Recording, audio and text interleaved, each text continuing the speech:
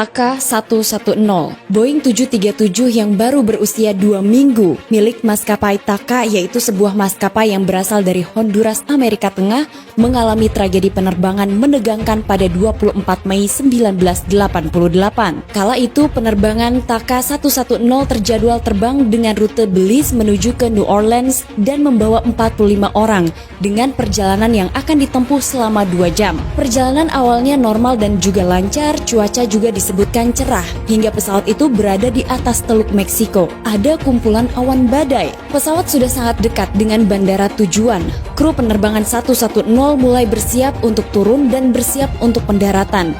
ATC menginstruksikan agar pesawat itu turun ke ketinggian 4.000 kaki dan mendarat di runway 28.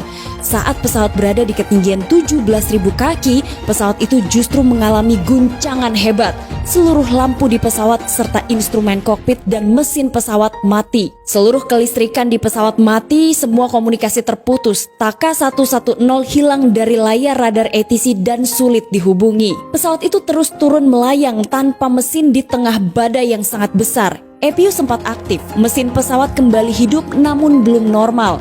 Komunikasi mulai bisa dilakukan kembali oleh kru penerbangan 110 dengan ATC. Ketika komunikasi itu sudah terjalin, First Officer langsung mendeklarasikan Mayday, Mayday, pesawat kami kehilangan 2 mesin. Pesawat Boeing 737 milik TACA-110 itu terus dipandu oleh petugas menara kontrol untuk pendaratan.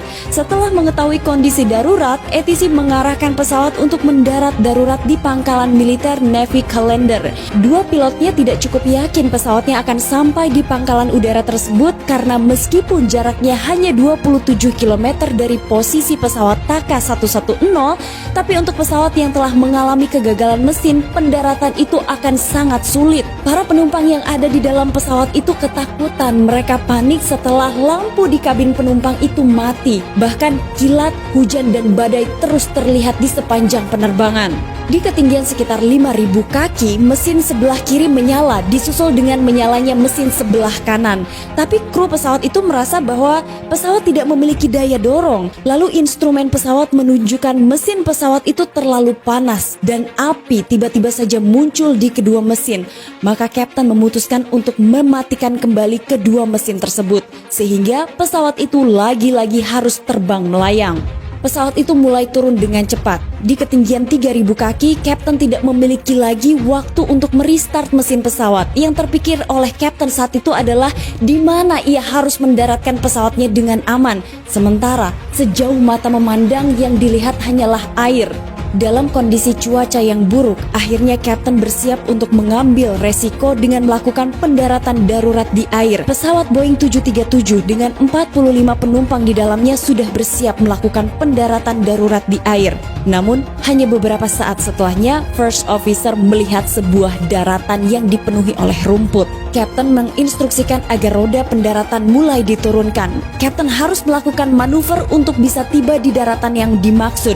Manuver itu biasanya dilakukan oleh pesawat-pesawat kecil atau pesawat glider. Kapten mencoba untuk melakukan pendaratan yang aman sebisa mungkin. Hingga kemudian pesawat tanpa mesin itu berhasil melakukan manuver. Namun tantangan lain adalah kapten harus tepat melakukan pendaratan di tengah daratan berumput itu. Kapten fokus untuk bisa mendaratkan roda pesawat itu dan akhirnya roda pendaratan mulai menyentuh dataran yang licin. Pesawat belum berhenti, pesawat itu hampir tergelincir, tapi akhirnya kapten berhasil menghentikan pesawat itu secara sempurna. Akibat insiden tersebut diketahui bahwa seluruh penumpang termasuk 2 kru penerbangnya selamat.